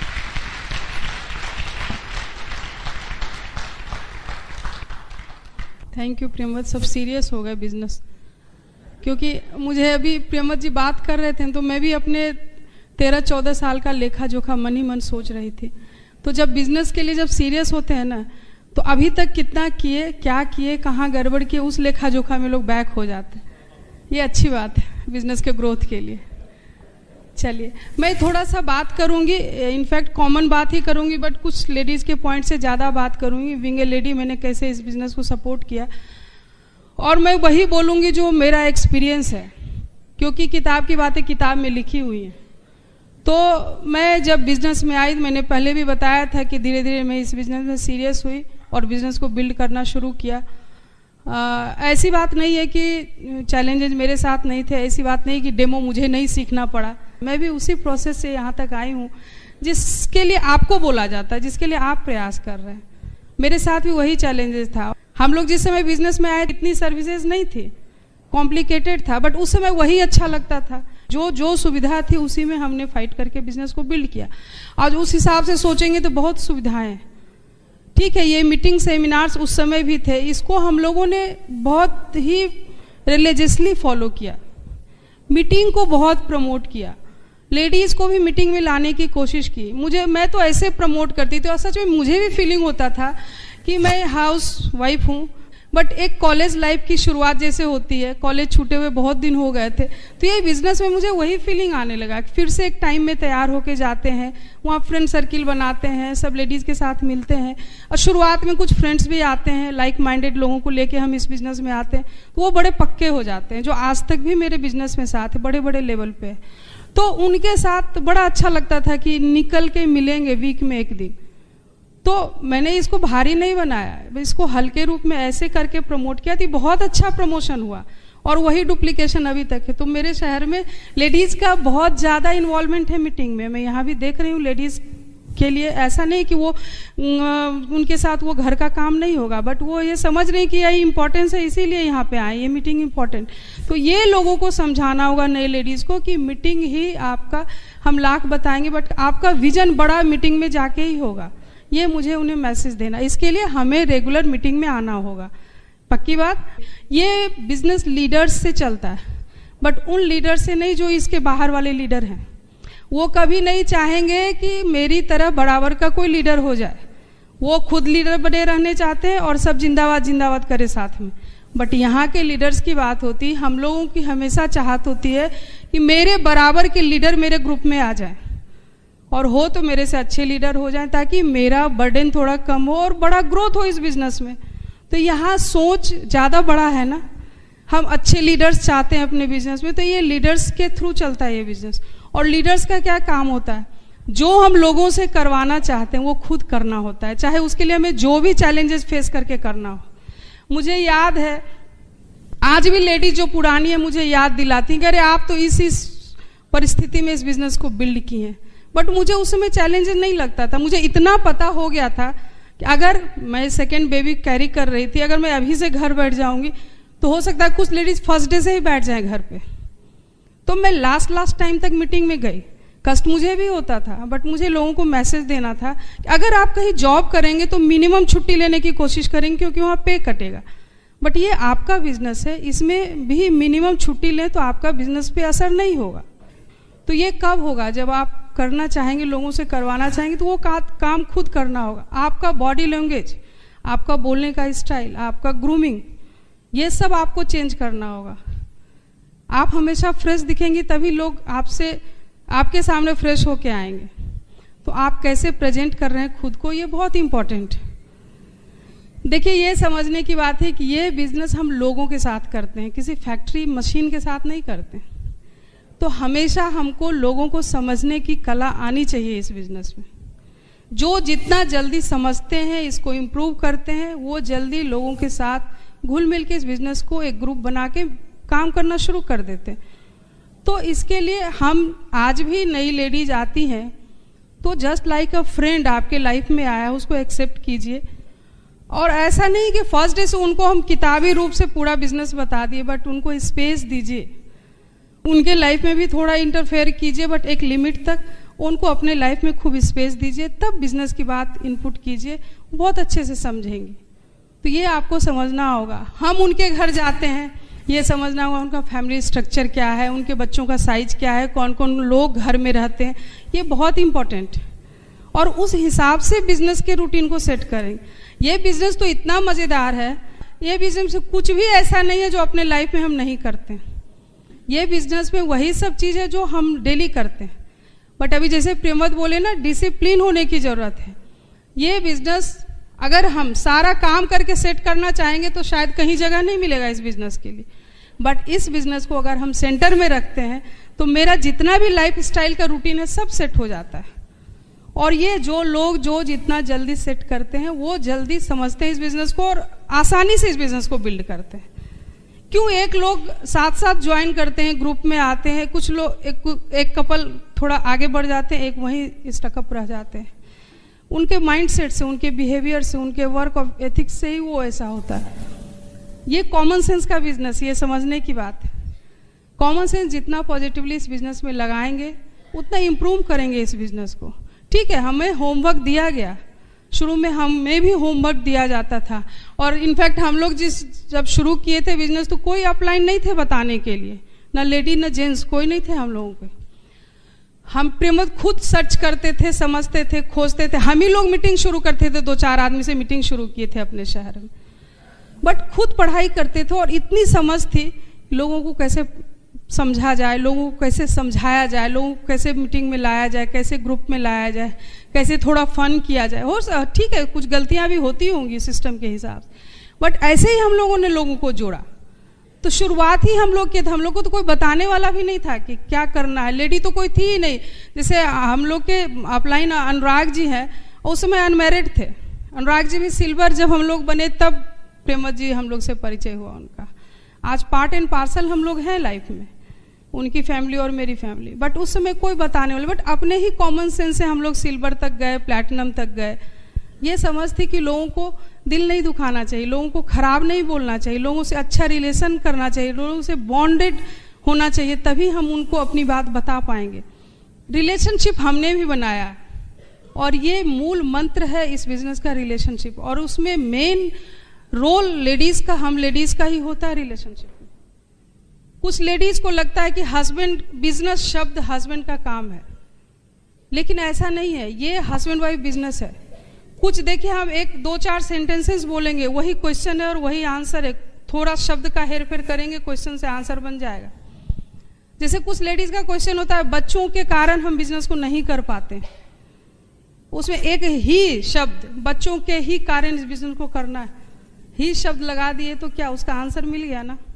बच्चों के ही कारण हम बिजनेस को नहीं कर पाते हैं। मेन चैलेंजेस बच्चे आते हैं, बट बच्चों के ही कारण हमको इस बिजनेस को बिल्ड करना है। अगर इसको हम रीजन बनाएंगे तो कर लेंगे ना। वो बच्चे कभी हम मेरे को चैलेंज नहीं दिखेंगे, उन्हें हम सेट करके कर लेंगे।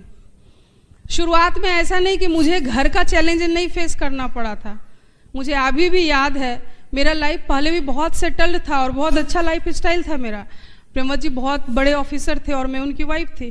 सोसाइटी में एक बहुत अच्छा स्टेटस था मेरा, बहुत अच्छे लाइफ स्टाइल के साथ हम रहते थे, बहुत नौकर चाकर स्टाइल में हम रहते थे। ये बिजनेस आया तो बहुत उथल पुथल मेरे लाइफ में भी आया, बहुत चीज़ चेंज करना पड़ा मुझे भी अपने रूटीन को।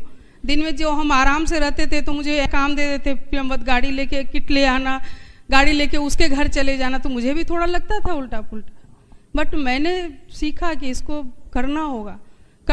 पैसे के लिए उस समय नहीं मुझे समझ में आता कि पैसे के लिए करना। उस समय मैं प्रेमवत जी के लिए की थी, क्योंकि हस्बैंड एक बार ठान लिए थे ये बहुत जुनूनी है, बहुत मेहनती है, और इनको जब चढ़ जाता है कि ये काम करना है तो वो करेंगे, चाहे मैं साथ देती या नहीं देती, ये काम करते।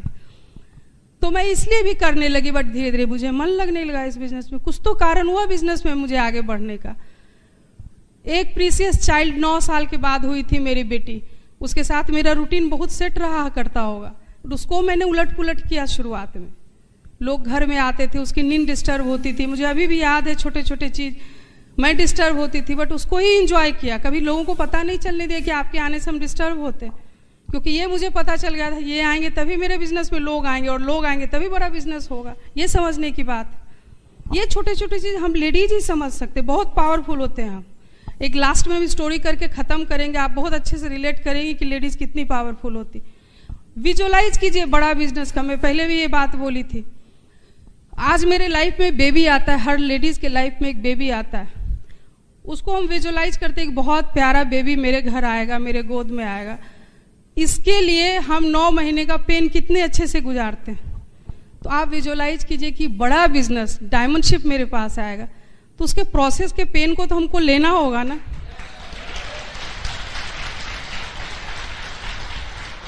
आज हम किसी डायमंड को यहाँ से देखते हैं, एमरल्ड को देखते हैं, उनकी हाइट को देखते हैं तो लगता है कि आकाश ये यहाँ तक चले गए, बट ये जरूर याद कीजिए कि वो भी यहीं से यहाँ तक गए, उनको भी यही सब फेस करना पड़ा होगा। और कुछ चीज सेम थिंग सब जगह होता है, सारी कहानी एक जगह। इन लॉज का नेचर, उनका एक्सपेक्ट जो करते हैं अपने बहुओं से सेम होता है, सब जगह थिंकिंग सेम होती है। पढ़े लिखे हैं मेरे सास ससुर, ससुर जी मेरे पढ़े लिखे हैं, मदर इन लॉ अच्छी हैं, बट उनको भी लगता था कि ये कौन काम हुआ, ये तो बाहर रहता ही था हमेशा, और कौन ऐसा काम शुरू किया जो हमेशा इसको भी लेके बाहर चला जाता है। तो ये मुझे भी सुनना पड़ता था। फिर इससे नहीं हुआ तो घर आने पे आजकल की लड़कियां तो काम करने के डर से बाहर निकल जाती हैं साथ में। ऐसा नहीं था काम करने वाले घर में नहीं थे, बट उनको नहीं समझ में आता था कि ये भागने के लिए चली जाती है बाहर। ठीक है, हम शुरुआत में भागने के लिए ही गए, बट काम हुआ, उसी से काम हुआ ना। तो आप भागने के लिए भी निकलिए और धीरे धीरे इसको हैबिट में डालिए, तो आपका काम हो जाएगा इस बिजनेस में। खूब फन के साथ इस बिजनेस को बिल्ड कीजिए। आज हम सोचते हैं कि ये नहीं होता तो हम क्या करते, ये कभी नहीं लगता कि हम क्या लूज किए, कुछ नहीं काम छोड़े, बट अपने को धीरे धीरे डिसिप्लिन किए इस बिजनेस में। आज सब दिन सब फंक्शन, मुझे छोटे छोटे कामों में बहुत मजा आता था। फैमिली गेट टुगेदर, लोगों को घर में अननेसेसरी भी मने अपने हिसाब से हमको बहुत मजा आता था। दिन में बुला लेना, फन करना, कुछ खाना बनवाए, घर में थे स्टाफ, कुछ खाए पिए, मूवी चले गए, बच्चों को लेके जू चले गए, सब कुछ लोगों को कलेक्ट करके, क्योंकि जिस सिटी में रहते हैं हम लोग, फैमिली लोग भी बहुत रहते हैं। कभी पूजा वूजा हुआ तो सब जमा हो गए, घरेलू बर्थडे में एक दिन घर का पार्टी हो गया, एक दिन बाहर का, इस टाइप के काम में बहुत मजा आता। हमने इन्हीं को थोड़ा थोड़ा कम किया और सब काम किए, कोई काम नहीं छोड़े। 2 बच्चे भी इसी बीच में हुए, उनको भी पाला पोसा। बेसिक्स मुझे भी करने होते थे। मेरा बेटा 3rd चाइल्ड, उसकी दादी इतना गुस्सा करती थी कि ये अब कौन काम हुआ, इतना दिन से लगी हुई है, अब जब मेरा पोता हुआ उसको छोड़ के भी भागी रहती। बट ऐसा नहीं था, केवल बेसिक्स उसका हम करते थे, क्योंकि उस समय डायमंड शिप का चक्कर था मेरा। और हम लोग सोच लिए थे कि इतने ही लोग, उसी के बीच से हम डायमंड गए। सोच को बदलना पड़ा, केवल सोचना पड़ा कि हमें डायमंड जाना है, सोच में लाना होगा। आप लगातार काम कर रही है, नौकरी मत कीजिए इस बिजनेस में, बिजनेस कीजिए। और बिजनेस में जितना करेंगे ना, ग्रोथ के लिए सोचेंगे ना, आपकी एक्टिविटी चेंज होगी। ये नौकरी थोड़े ना है कि हम एक बार कर लिए तो 60 साल में रिटायर करेंगे। इसमें जितना जल्दी ग्रोथ लीजिएगा, रिटायरमेंट उतना जल्दी होगा। और फिर इसमें आफ्टर रिटायरमेंट बहुत मजा है।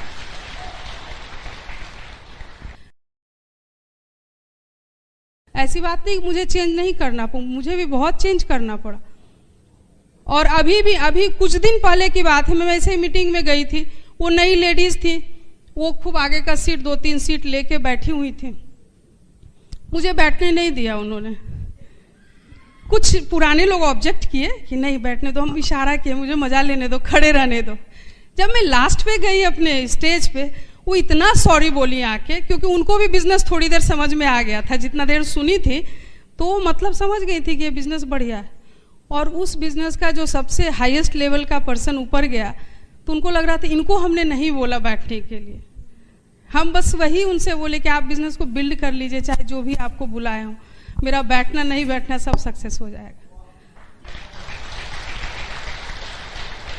तो आज भी जो नए लोग हैं ना, उसी स्टाइल में बात करते हैं, क्योंकि उनको नहीं पता है इस बिजनेस के अंदर की बात। तो ये इंटरनल ग्रोथ देगा आपके बिजनेस को। मैं लेडीज के पावर की बात थोड़ा बताऊंगी। देखिए, यहाँ भी वही रूल होगा शादी ब्याह का। एक लड़की की शादी होती है, उसको लेने के लिए दूल्हा जाता है, उसके माँ बाप जाते हैं, उसके रिश्तेदार जाते हैं, मोहल्ले वाले लोग जाते हैं, उस शहर से लोग जाते हैं, दूर दूर के रिश्तेदार दूसरे शहर से भी आते हैं, बैंड बाजा बारात खूब ढेर सारी गाड़ी वाड़ी लेके जाते हैं, अकेले तो नहीं जाते। और वहाँ जाते हैं, शादी ब्याह होती है, बट वो लड़की इतनी हिम्मत वाली होती कि अकेले उनके साथ चली आती।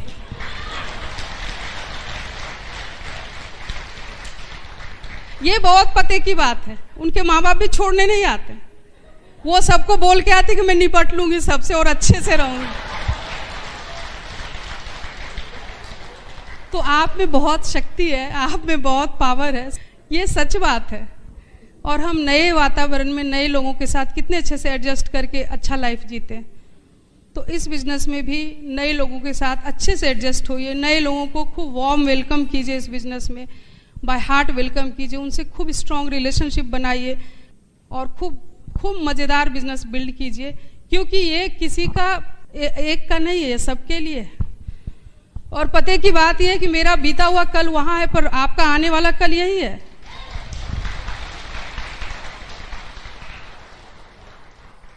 तो जब आपको दिख रहा है आपका आने वाला कल, तो उसके प्रोसेस को ही ना केवल करना है आपको, रिजल्ट तो आपको पता है कि हम करेंगे तो यहाँ तक जाएंगे। और मैं बता ही रही हूँ, विश्वास दिला ही रही हूँ कि मैं भी उसी प्रोसेस से यहाँ तक आई हूँ, तो आप भी आ सकती हैं ना। हस्बैंड वाइफ यूनाइटेड, आप परिवार में लोग बोलते थे, उस समय खूब भीड़ भाड़ रहती थी, खूब हम लोग भागा भागी में लगे रहते थे, छोटा बच्चा पेट में बच्चा निकल जाते थे, तो सब बोलते थे ए दोनों एक से हैं, कोई किसी को रोकने वाला नहीं है, क्या पता कौन काम शुरू किया। बट आज वही लोग उसी लाइन को बोलते हैं, बट बोलते दोनों एक से थे, इसीलिए इतना बड़ा बिजनेस बिल्ड किया। इसका मतलब आपको समझना होगा, हस्बैंड वाइफ एक से होते हैं तभी ग्रोथ होता है, एक माइंडसेट के यूनाइटेड होते हैं तभी ग्रोथ होता है, ये समझने की बात है। और सेम लाइन बोलते हैं फैमिली में, बट उसका मतलब बदल गया, क्योंकि हमने प्रूव किया अपने आप को। तो इसको प्रूव कीजिए, बहुत मजा है। बाप रे, ऐसे घूम भी नहीं पाते, प्रेमवत उतनी बात बताए ना, कितने कंट्रीज हम लोग गए, लिख भी नहीं पाते हैं। एक दिन सोचे थोड़ा बायोग्राफी लिखें अपना, कितने कंट्री गए, तो लिख भी नहीं पा रहे, एक दो छूट ही जा रहा है। कितने जगह गए, कोई किसी के बस की बात नहीं थी। लाख प्रेमवत जी कमाते, बट टाइम ही नहीं निकाल पाते, इतने सोच में ही नहीं आते कितने जगह जाना है मुझे। ज्योग्राफी केवल बुक्स में और टीवी में देखने के लिए नहीं है, वसुंधरा भोगने के लिए हम आए हैं। और ये बिजनेस माध्यम है, सोर्स है ये बिजनेस आपके पास, इसको भोग सकती हैं आप। इस बिजनेस में कुछ अलग नहीं है जो मेरे लिए, हम लेडीज के लिए नहीं है। हम लेडीज का क्या स्पेशलिटी है, गॉसिप, शॉपिंग, फ्रेंडशिप, ये तीनों चीज है इस बिजनेस में। केवल थोड़ा बदलना होता है, गॉसिप थोड़ा चेंज करना होता है, अच्छी अच्छी बात करनी होती है। फ्रेंडशिप पहले भी हम करते थे, आज भी करते हैं, फ्रेंडशिप करना होता है। शॉपिंग, पैसे आएंगे तो शॉपिंग करेंगे, शॉपिंग हमेशा हमको अच्छा लगता है, पर उसके लिए सोर्सेस चाहिए। ये बहुत अच्छा सोर्स है। तो हम कुछ साल, 2, 4 साल, 5 साल हस्बैंड के साथ लेके केवल विजुअलाइज करेंगे कि बड़ा सा डायमंड वहाँ लटका हुआ है, उसे मुझे लेना है। कुछ भी विघ्न बाधा आएगा, हम उसको करेंगे। तो आप कर सकती हैं, आप बहुत पावरफुल हैं। मैं यहाँ से विश्वास दिला के जा रही हूँ, और मैं आप लोग के लिए भी विश करके जाती हूँ कि आप डायमंड निकलिए और मेरे शहर में आइए, बहुत मज़ा आएगा, वार्म वेलकम मिलेगा वहाँ, और बहुत अच्छे अच्छे श्रोता हैं वहाँ, बड़े पिंस हैं आपको सुनने के लिए। Thank you, God bless you. क्या बात, वेरी गुड।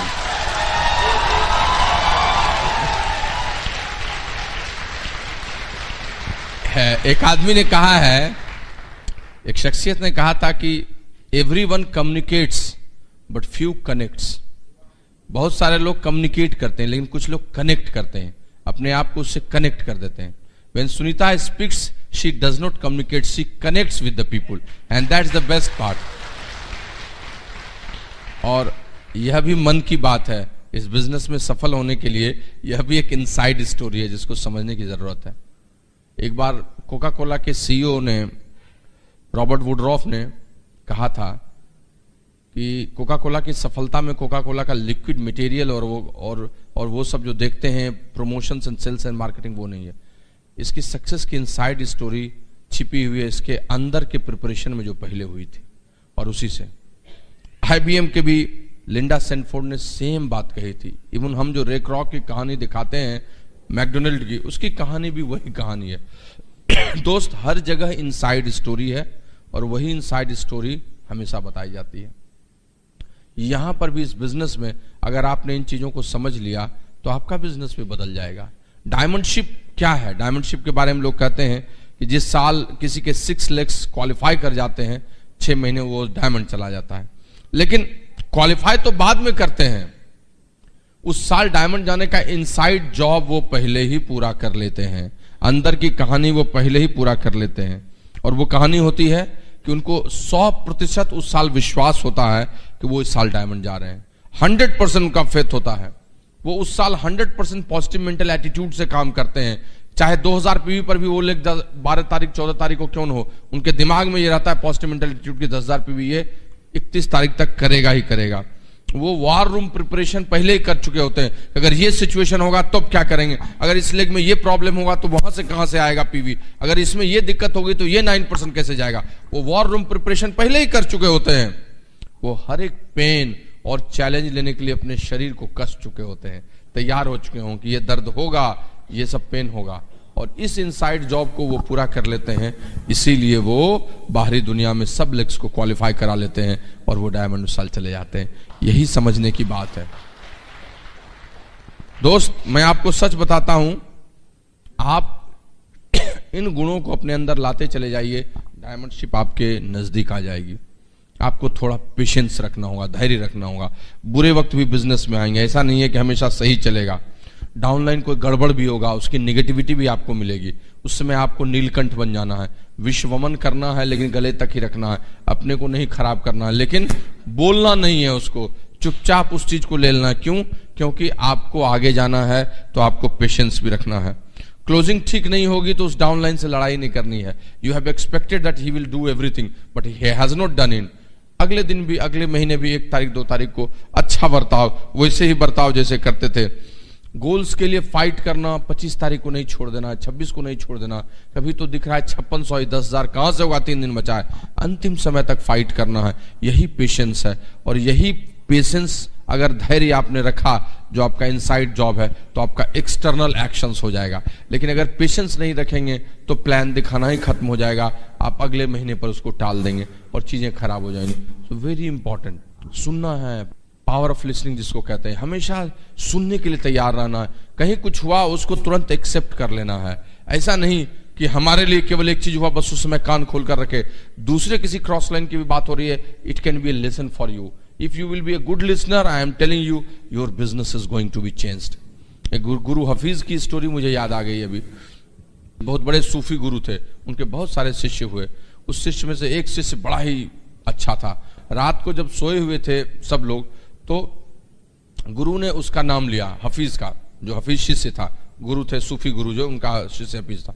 हफीज, मुझे एक काम था। धीरे से उन्होंने बोला। हफीज फटाक से उठ गया, गुरु जी क्या काम है? उठ के उसने तुरंत कर दिया। 10 मिनट बाद वो सो गए। फिर उसने दूसरे शिष्य का नाम लिया, लेकिन जिस शिष्य का नाम लिया उसकी नींद नहीं टूटी, फिर हफीज की नींद टूट गई। गुरुजी कुछ कह रहे थे आप क्या? Although he was saying to different person. 10 minute बाद फिर तीसरे शिष्य का नाम लिया, फिर सबसे पहले हफीज की ही नींद खुली। 10 शिष्य का नाम पुकारते रहे, लेकिन पहले हफीज ही पहुंचता रहा। और हफीज ने अपने आप को इतना प्रिपेयर कर लिया था कि गुरुजी के किसी भी आहट में सबसे पहले चीजों को स्वीकार मैं ही करूंगा। इस लिसनिंग मोड में कोई अगर आ जाता है, इस तरह की सोच कोई अगर रख लेता है, फ्रेंड्स, उसकी कहानी को बदलने में कभी वक्त नहीं लगता है। ऐसे ही लोग जो अंदर से अपने इन गुणों को विकसित करते हैं, वो 1000 ऐसे लोगों से बहुत अच्छे हैं जो अविकसित है, जिसने इन सब इनसाइड स्टोरी को पूरी नहीं की है।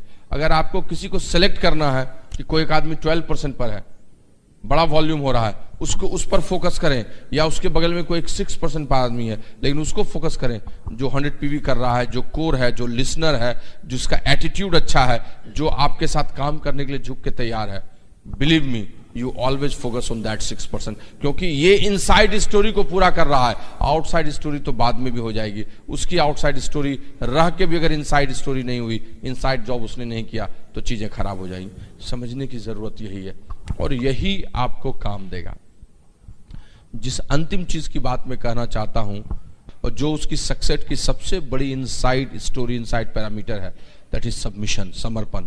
और ये समर्पण का गुण सबसे अधिक आवश्यक है फ्रेंड्स, मैं बताता हूं।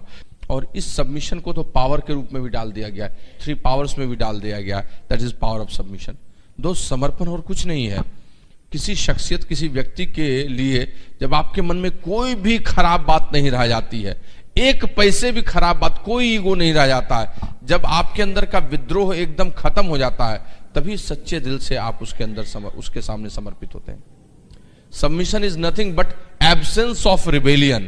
When absence of rebellion comes, then submission starts. जहां पर विद्रोह की समाप्ति होती है, समर्पण की वहीं से शुरुआत होती है। और किसी को समर्पण करने का मतलब उस व्यक्ति, उसके देह, उसके शरीर, उसके इन चीजों को समर्पण नहीं करना होता है, बल्कि उसकी सफलता, उसके अंदर के गुणों को समर्पण करते हैं। आप देखिए ना, जितनी बड़ी बड़ी चीजें, धर्म में भी देखिए, ये तो धर्म की नगरी है। जब भी हवन होता है तो हवन में देखते हैं क्या बोलते हैं, समर्पयामी, समर्पयामी, इदम समर्पयामी, सब चीजों के बारे में बात होती है। जब तक आप समर्पित करके किसी चीज को नहीं देखते हैं, पूजा पूरी होती ही नहीं है। समर्पण का भाव यही है। सबमिशन को समझिए दोस्त, ये आपको बहुत मजबूत करता है, कमजोर नहीं करता है। बहुत बार लोगों को लगता है कि किसी के सामने हम सबमिट किए तो हम कमजोर, वो मजबूत। नहीं, जिन पेड़ों में फल नहीं होते हैं वो खड़े रहते हैं, लेकिन जिन पेड़ों में बहुत सारा आम लदा रहता है उसकी डालियां झुक जाती हैं। जहां पर बहुत ग्रोथ है, समर्पण वहीं होता है। कायर व्यक्ति समर्पण नहीं करता है, मजबूत व्यक्ति समर्पण करता है। उन्हीं वृक्षों की डालियां झुक जाती हैं, जमीन को चूमने लगती हैं, जिनमें फल लदे होते हैं। जिनमें फल नहीं है वो तो ऐसे ही खड़ा है। बड़ा हुआ तो क्या हुआ, जैसे पेड़ खजूर, पंछी को छाया नहीं, फल लागे अति दूर। वो तो ऐसे ही खड़ा है, वो तो कुछ देता भी नहीं है। तो समर्पण को इससे मत आंकिए। हमेशा हमेशा समर्पण का मतलब यही है। क्यों समर्पण करेंगे हम? फॉर बेटर ग्रोथ, मेरी ग्रोथ अच्छी हो। फॉर बेटर वर्क हम समर्पण करते हैं। फॉर ब्लेसिंग्स हम समर्पण करते हैं अपने ग्रोइंग अपलाइन को। For my operational supports. और सच पूछिए तो अंदर की शक्ति को मजबूत करने का यह उपाय है। बहुत बार बहुत लोग बोलेंगे I am submitted to my upline, लेकिन वो उनका ईगो बोलता है, वो समर्पित नहीं होते हैं। समर्पण तो आपके कार्य, आपके व्यवहार से होता है। मैं समर्पण करना चाहता हूं, इसमें मैं शब्द को हटा दो, समर्पण अपने आप हो जाएगा। मैं शब्द को रखने की क्या जरूरत है ना? तो इस चीज को समझने की जरूरत है। ये बहुत इंपॉर्टेंट चीज है। आप जब समर्पण करते हैं तो आपका डे टू डे का काम बड़ा अच्छा होता है। You will work with your upline, you will talk with him, आपका नेक्स्ट पिन जल्दी आता है, आप रिव्यू अपना जल्दी जल्दी करा लेते हैं, आप जो रियल सर्कमस्टांस है, जो वस्तु स्थिति है, उससे अवगत होते हैं। सच पूछिए तो एक मेंटरशिप प्रोग्राम आपको मिलता है। सबमिशन के बगैर मेंटरशिप प्रोग्राम भी नहीं होता है। आपका अपलाइन सोचता है कि बोल तो रहा है, लेकिन इसके अंदर में चल कुछ और रहा है। क्या मैं इसको बताऊं? सच्ची बात बताऊंगा तो ये बोलेगा नहीं। आपके अपलाइन को इतना स्पेस मिल जाए, इतनी जगह आप दें कि वो सच्ची बात आपको बता सके। बहुत बार हम अपनी ही बात रखते हैं उसके पास, बोलने नहीं देते। अब बेचारा वो सोचता है कि अगर मैं बोलूंगा तो ये दुखी हो जाएगा, इसके दिमाग में ये चलेगा, और वो वह भी नहीं बोल पाता है जो आप गलत कर रहे हैं। Try to understand. आपका अपलाइन का पिन हो सकता है आपसे छोटा हो, लेकिन आपके अपलाइन की सोच आपके लिए जो है वो कभी छोटी नहीं होगी, वो बहुत बड़ी होती है। इसीलिए कभी ये मत सोचिए। सबमिशन का पिन से कोई संबंध नहीं है। पिन का ग्रोथ से संबंध होता है, ग्रोथ का पिन से संबंध होता है। सबमिशन का संबंध होता है अपने हृदय से जुड़े हुए आपकी बात को। क्या दिक्कत है? सोचने की क्या जरूरत है? आपके अपलाइन का बिजनेस अलग है, आपका बिजनेस अलग है। आपके अपलाइन के बिजनेस से आपको मतलब नहीं है। अपलाइन आपको क्या सिखाएगा, आपको क्या ब्लेसिंग्स देगा, आपको उसकी जरूरत है। क्योंकि आपके लिए सच्चे दिल से, मन से, हृदय से आपकी ग्रोथ को सोचने के लिए अपलाइन मजबूर है। तो आपको हमेशा उसको सफिशिएंट स्पेस देना चाहिए, so that he can give you everything and you can rock in this business.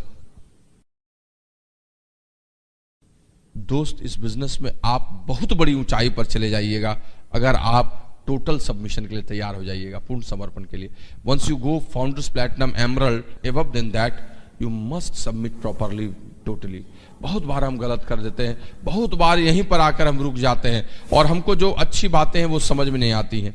Not even this Britt World Wide, but also with all those persons with whom I have been building since 10 years, 8 years, 7 years, और हम उनको महत्व नहीं दे पाते हैं। और हम आपको बताते हैं आपका पूर्ण समर्पण आपके अपलाइन को इतना खुश उत्साहित कर देगा कि आपके लिए वो कुछ भी करने के लिए तैयार होगा। जरा एक बार उनके हाथ में हाथ डालकर आप देखिए और बोलिए कि मैं सच में आगे बढ़ना चाहता हूं, मुझ में जो गलतियां हो उसको ठीक करने के लिए आप बोलिए, मैं मेहनत भी करूंगा। और देखिए आपका बिजनेस कैसे वो बदल डालेंगे, देखिए आपका बिजनेस कैसे बदल डालेंगे। भुवनेश्वर जगन्नाथ भगवान की नगरी है, जगन्नाथपुरी भी कहते हैं। 6 बार भोग लगता है, कुछ लोग भोजनपुरी भी कहते हैं। I had also taken that महाप्रसाद। इस नगरी से अच्छा समर्पण कौन सिखा सकता है? आप बताइए नहीं, इस नगरी से अच्छा समर्पण कौन सिखा सकता है? जहां पुरी में जाकर आदमी अपने आप को समर्पित करता है और अपनी मनोकामनाओं को पूरा करता है। मैं आपको एक छोटी सी स्टोरी भी बताता हूं, राधा कृष्ण की स्टोरी, जो इसी से जुड़ी हुई है, बड़ी अच्छी मुझे लगी। एक बार राधा कृष्ण, तो आप जानते हैं कि कृष्ण की सबसे प्यारी और सबसे नजदीक और जिनका नाम उनके पहले भी आता है वो राधा ही है। सारे जगहों पर राधा कृष्ण और राधा कृष्ण ही है। इतनी प्रिय थी राधा कृष्ण की। लेकिन एक बार राधा ने कृष्ण को कहा कि कृष्ण, मैं आज आपको एक सच बात बताती हूं। तो कृष्ण ने कहा, क्या राधे बोलो। तो राधा ने कहा कि आप मुझको सबसे ज्यादा प्यार नहीं करते हैं।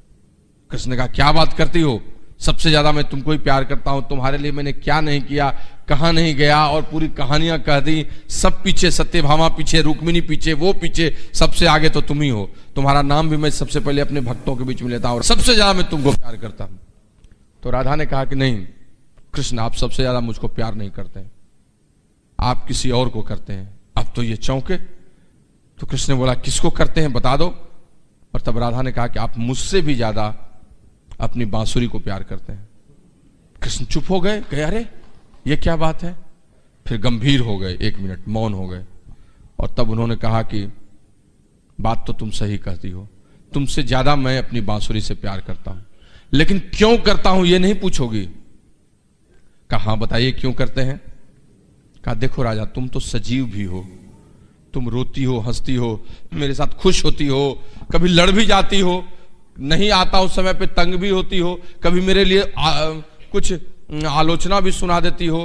तुमने गोपियों के साथ मिलकर उद्धव वाली कहानी भी करी, निसी दिन बरसत नयन हमारे।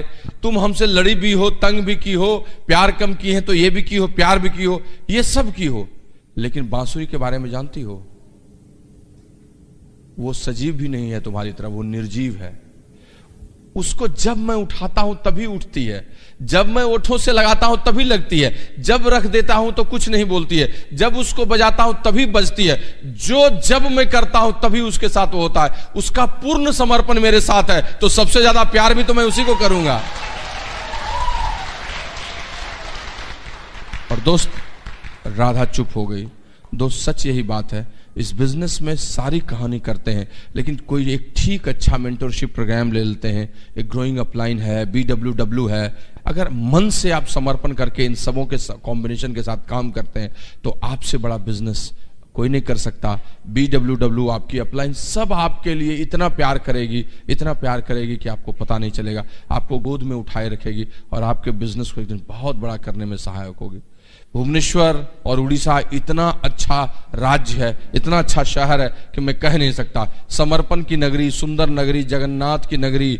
इस नगरी में जो लोग हैं उनके अंदर का जो भाव है वह भी तो वही वैसा ही रहेगा जैसा और जगह रहता है। और इससे अच्छा बिजनेस और कहीं नहीं हो सकता, मैं बता सकता हूं। जितनी टॉप लीडरशिप यहां बैठी हुई है, राखाल अनिमिता मोहंती, तापस पांडा, फाउंडर सैमरल, अंजू जैन हैं, हमारे संजय भाई जो थे, दीपक हैं, बहुत सारे लोग हैं जिनको मैं पहले जानता, स्वरूप इज हियर, दिलीप मिश्रा से मैं मिला हूं। टॉप लीडरशिप यहां पर है और ये टॉप लीडरशिप यहां कमिटेड है आपके साथ मिलकर काम करने के लिए। आपके इस समर्पण की नगरी में एक ही चीज कह सकता हूं कि आपसे अच्छा कोई बिजनेस नहीं करेगा। और मैं यहां से आपको अपनी शुभकामनाएं देता हूं, अपनी एक नई कविता के ही माध्यम से, जो मैंने 1 जनवरी को लिखी थी अपने ग्रुप के लिए, लेकिन आपके लिए भी मैं वो यहां बोलता हूं। और वो है कि श्रेष्ठतम सोच, श्रेष्ठतम कर्म, तुम्हारी पुलकित हो मुस्कान। ईश्वर करे इस साल आपकी सोच सबसे अच्छी हो, ईश्वर करे इस साल आपका काम, एक्शंस, 4 बेसिक्स सबसे ज्यादा बढ़िया हो। ईश्वर आपके ओठों पे हमेशा मुस्कान रखें। श्रेष्ठतम सोच, श्रेष्ठतम कर्म, तुम्हारी पुलकित हो मुस्कान। सफलता चरणों को चूमे, करे यह जग तेरा गुणगान। आप सबसे बड़ा करें, आपका सबसे बड़ा बिजनेस हो, और आप भी हमारे यहाँ आकर वैसे ही बोल कर आए। You are the best and you are the best. God bless you.